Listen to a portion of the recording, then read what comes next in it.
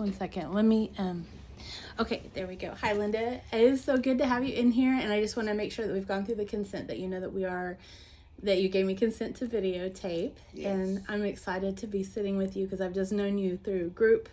And so it's really good to sit one-on-one with you. So how are you doing today, or what do you want to, anything you want to talk about? I'm good. Okay, we'll start with the ex-husband. Okay. My daughter got her scholarship money, but he left her in the fraternity house where she went to pick up the scholarship money with all these men and boys. So, yeah, and then he basically told her, he basically disowned her. So, to cut the short story short, when she was 14, her counselor told her to write down what was going on with her and her dad. All the girls to have a conversation because we got divorced. Yeah. And she put in a letter to her dad that he picks the oldest child, well, the last three, Josephine. He considered her more than the other two. It was like they're the leftovers. And so he read the letter and told Natalie to gather up all her stuff and she needs to get out and never come back. Oh, okay. So Natalie is the oldest. Baby. So she's the baby. Natalie's the baby. You said that he left her in a fraternity house? Is that what you said? She got a scholarship from the Omega's fraternity house. Yeah. That's awesome. Yeah, but she didn't get the whole 1,000 or 1,500 because her dad didn't turn in the whole complete application. So she was the only girl, and she only got 500, and the other guys got 1,000 or 1,500. And he just left her there, you said? Yeah, and she was upset. I said, it's a house full of men. Right. True. So she walked, and then he was supposed to drop her back around the corner to me, but he didn't. So he talking about he got a meeting to go to and left her walking. In areas that she hasn't been in since she was maybe 8 or 9 years old. So she really didn't know where she was. Wow. And is this your current? Are you married? You're married, no, I'm right? divorced. You're divorced. Twice. Is this your first husband or second? Yeah, that was the first one. Yeah, first husband. Then I got the last two. What was his name? Terry. Mm-hmm. Okay. So then the girls have. How did that affect your daughter? Oh, she was crying, boo-hooing, and I'm flying around the corner like I'm gonna go do something to it because I don't like him treating her wrong. Because the last two things he mistreats them because he does. Because he basically, if it doesn't go his way, he don't want to have nothing to do with him. So he's upset now because they didn't do. When Natalie graduated, he didn't realize he had to have a ticket to get into the graduation. So he had no choice but to talk to Natalie. Right. Then he got it. And then he showed up at the dinner and didn't pay his own way. But then Faith asked, why did she not, some of his fraternity brothers gave Natalie donations for her graduating. And Faith was like, well, where's mine? Right. He's talking about why I didn't get any invitations. He did get invitations. The other child, which is Josephine, she found the invitations at the house because Faith graduated during COVID. That was hard. He never sent out any of her invitations, so that's where she was upset. And then her birthday was actually May 1st, and the graduation was May 27th. And he told her he was going to take her to eat, and she wanted a Nintendo Switch. Ain't seen none of it. But his birthday came in June. And he's mad because they didn't say Happy Father's Day or wish him a happy birthday. And Faye said, why for? You didn't send out my invitations. Right. I said, oh, well, all right. And he gonna call me, and I said, nope, they grown. Remember, they grown now. That's what you keep telling them. They've been grown since they were 13, 14 years old. You said they was grown. Right. So now you want to come back? It ain't happening. So did that happen? That happened after you guys were separated or divorced, or before? No, that's mainly when we got divorced. Yeah, we got divorced because he was, but couldn't keep a job like my second husband. Second husband. I sometimes believe that both of them married me because I had the job at the post office. I seriously do. Oh. Yeah, that's right. You worked at the post office for all those years. And then the second one, I thought I was truly in love with this one, but come to find out, it was all a lie. Oh no. Yeah, because he casino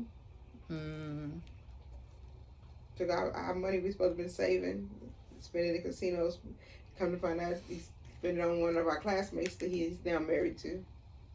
Oh no, Linda. How do you find that out? Oh, they did it up under my nose, and then people finally told me. I had allergic. I've been allergic to strawberries all my life. We go on a cruise ship. She's on the cruise with us. I have allergic reaction, so 2 days I'm in my cabin, and everybody seen them two hanging out on the ship.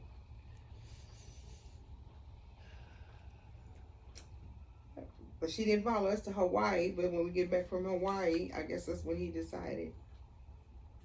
He talking about, well, he came in talking about that. I just going through some men things. I just think we need a break. I said, what we need a break for? I said, okay. But then I kept noticing lipstick, and then I don't wear perfume because I'm allergic to a lot of those scents. Yeah. And it was in his clothes. But then money was disappearing out of our joint account. Right. And then I asked the credit union for a printout. Where the casino, they tell you how much he withdraw, and then the fees and all that. But then he tried to tell people, oh, I just couldn't be in the house with all them girls. And I'm like, you married me with 5 girls. Right. And 2 granddaughters, so come on. Yeah. Well, I was just going through midlife crisis. No, you weren't going through midlife crisis. Then he took my car that was paid off and bought me a car, and then stopped making payments. So he bought you a car and then stopped making the payments? And filed for divorce. Wow. He filed, or? Yeah, he filed. That's why we're going back through the courts now, because he stopped making the payments after he told the judge that he was going to make the payments. Now we're almost 2 years from the date. He filed. Wow. How do you handle all those things? By the grace of God, because with all that, the stimulus money everybody got, mine was took for his back child support. His back child support. His kids that he had. His kids are all grown, but he's still on back child support on all 7. Oh no. So any money that, as long as we was legally married to 2019 to 2020, my tax returns, my stimulus money. Oh my gosh. I'm paying the debt where IRS freezes my account, take the money out, everything. For his children. For his children. And are you married now? No, or? we're divorced. He's remarried. He's remarried. We was divorced 6 months later, he was remarried. To the one he cheated on me with. But let him tell you he wasn't messing with another woman that got kids still at home. But she said that too at home. Right. And it was your friend on the We're all classmates. Classmates on the cruise ship. So it was like a class reunion. Yeah, we did our 35 reunion on the cruise ship. Oh wow. But she came with somebody else. Well, we claimed it was her husband, but evidently he wasn't the husband. Right. So when did you guys get divorced? Was it recent, or? It'll be almost 2 years. 2 years. Oh, good. He filed August 3rd, 2020. August 3rd, 2020. But we're still going to court.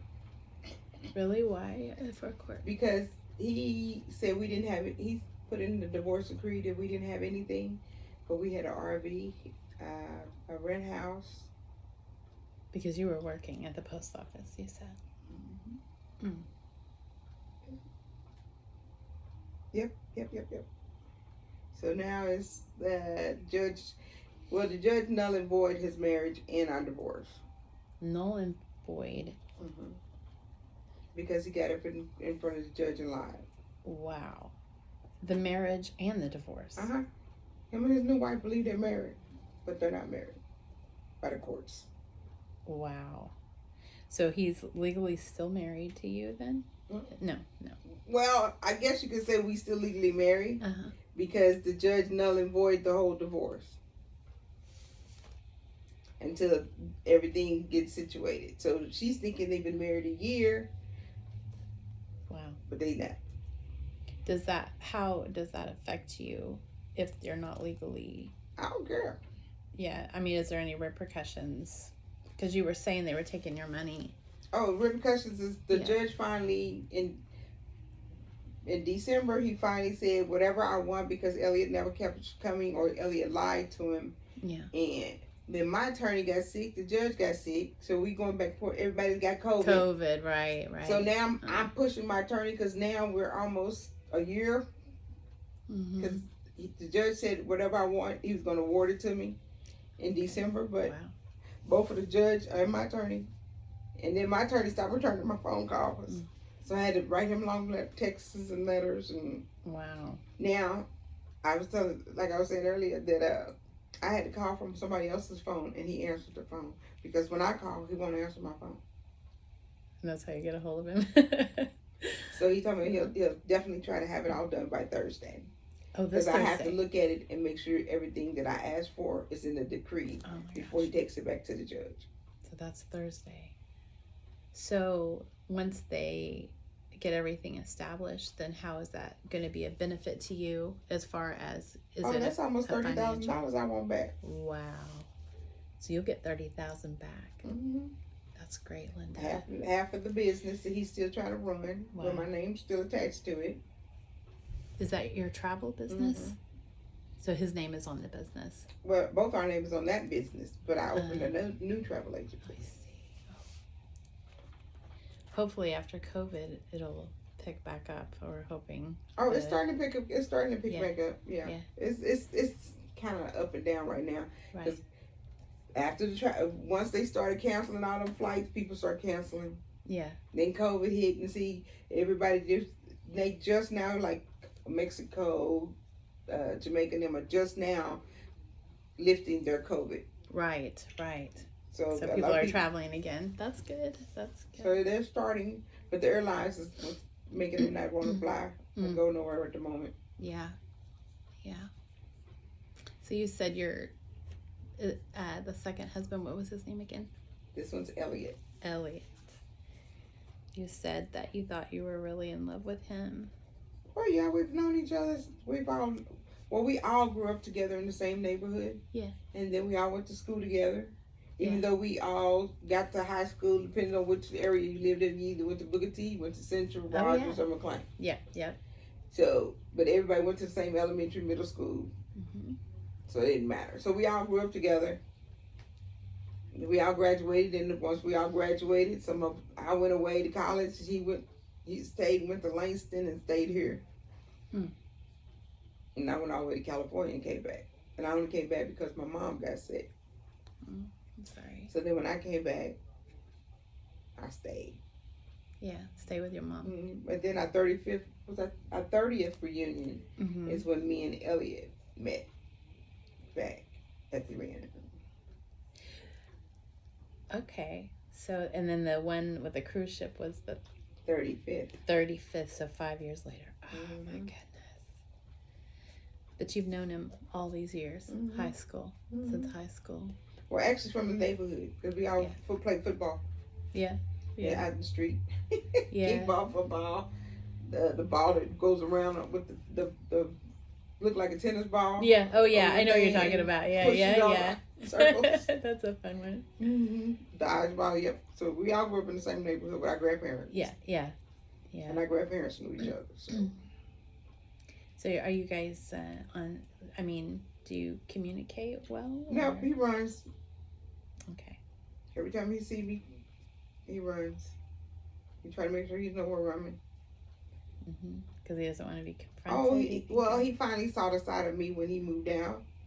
That he ain't never seen before, so I guess I must have scared him. Yeah. But I look at it, you lied and you just getting caught in your own mess. Right. People don't like to. Yeah. Because I nursed you. My thing is, I just nursed you back to health from having knee surgery. Yeah. And I have my neck wide open, but you leave me. Right. That's painful. Mm-hmm.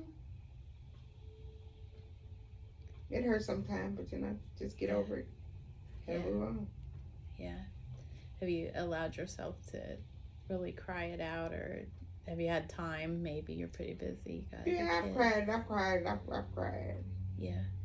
There's times, sometimes it hit me because I look at it where we could have been now to where we, But yeah, it's hard when trust is oh, broken. Yeah. It's hard to trust anybody now. I understand that.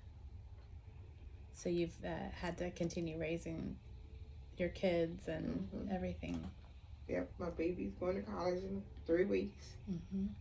So yep. Yeah.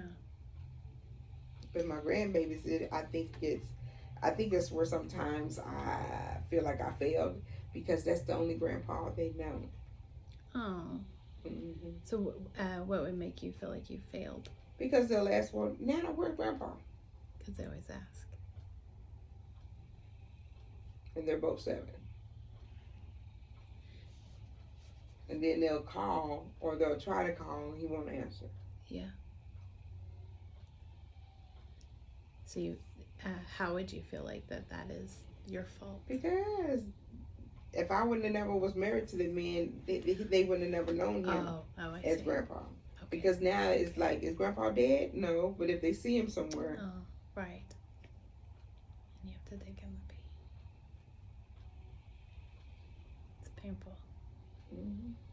Because it's like one, I think she did Saturday. She's like, well, Nana, where Papa at? I ain't seen Papa in a while. And I was like, how would we say this? Papa not around. Yeah. She said he dead. I said, ooh. Wow. I said, not really. He just came with Nana no more. Yeah. She said, well, then where is he? Can I call him? Oh. So then it's like, no. I don't have Papa's number. You said he wasn't there, so where is he? And it's like, oh my gosh, how do you explain this to a 7-year-old? They're as smart as you are. Yeah. Then what do you say? Talking to a little mini me. You're like, oh. It's like, I said, you have to ask your mom. Yeah. So they'd be like, that's not fair. Because because Zari still has her dad's mom and dad together. So that's another Nana and Papa. Oh. But Khalid doesn't have a Papa. Where's mine? Mm-hmm. Yeah. So she's like, well, I don't have one. I just got one Nana. Because her dad's mom was gone too, so. Yeah. So she said, no, I just got Nana. But she's too smart for herself too. Yeah. And then they both stood there and argued. Well, Papa left Nana for some other woman. And I'm like, how y'all know? Oh no, they know. Oh yeah, they know. Oh. Children are so smart. Oh, they're too smart for their own good. Because what had happened is, I guess, one of them was with her dad. Yeah. When they ran into him, but he was hooked up with her. Right. And she said, Papa, get your hand off that woman. That ain't Nana. Oh my goodness. And they said that woman looked at her like, that is the wrong thing to say. Yeah. And she wasn't too happy. Yeah. You're super resilient, though. I mean, you're very together. I know a lot of times people perceive people that seem like they're all together. They don't ever see if they're okay or anything. But I know sometimes how do you deal with your own stuff? Because I know a lot of people aren't like, hey Linda, how are you doing? Okay, because you're always. Oh, I just tell them I'm okay. I've learned. Yeah. When I'm in public and away from when I'm around people. Yeah. I'm Linda. Yeah. No ifs, ands, smiles, laugh, giggles, whatever. Put the Linda face. When when everybody's out of the house, yeah, that's when I cry. I do what I gotta do. Yeah.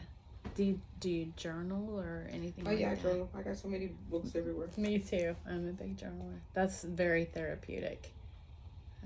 Oh yeah, I argue with God in the book in my journals. Yeah. Me and God said just chit. Yeah, that's awesome. Because I'll be like, why did you do this? Why did this happen to me? And then my kids, and then if I'm driving down the street and I'm hollering at myself, my kids look at me like, oh my God. Mama either singing or she arguing. Yeah. But you got to be. And ain't nobody over there to argue with, but they just think so. Yeah. But that's okay. I mean, you have to. Yeah. Because I like to be a cheerful person. I don't like to be down. Yeah. I do what I got to do. That's how I've always been taught. Yeah. I know sometimes people try to not deal with pain. That's been my case as well. We try to, but if you don't, then it always comes back on, or that's been the experience. So I'm glad to hear that you still take that time. You're a real together person, very intelligent, and I knew that you were finding ways to channel those things, because people that don't deal with those things end up on drugs or something. They have coping mechanisms that are not very healthy, but you seem to be doing really well. Oh yeah. Oh, and it's so weird because I said, you know what?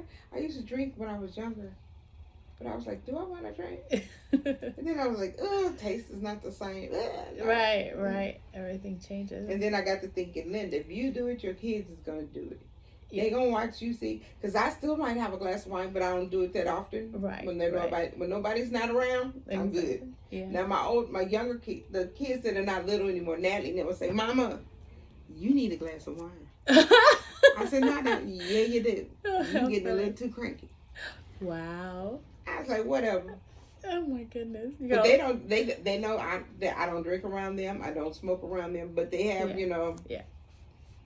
They say, "Mom, you go out with your friends and have a glass of wine or something. Go have fun." Aw.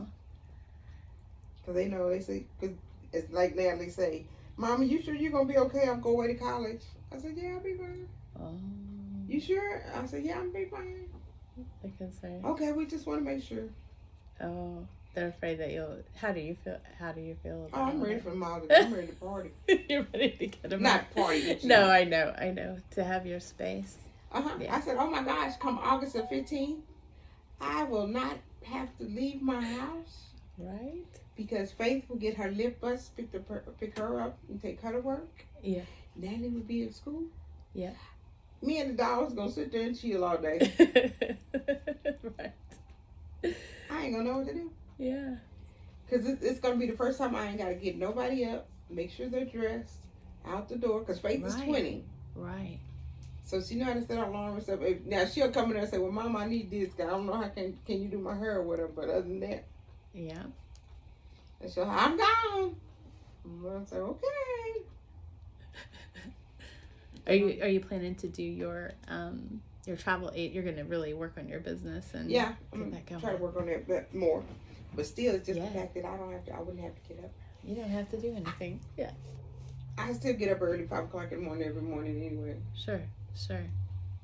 My body just pops up anyway. Yeah. So, yeah. So you're saying you were saying you had a lot of allergies? Oh, I'm allergic perfume. I didn't know. I wore perfume today. I didn't know that. Oh no, you're okay. I am allergic this quarter to the allergy clinic. I'm allergic to 800 and something. Oh my gosh.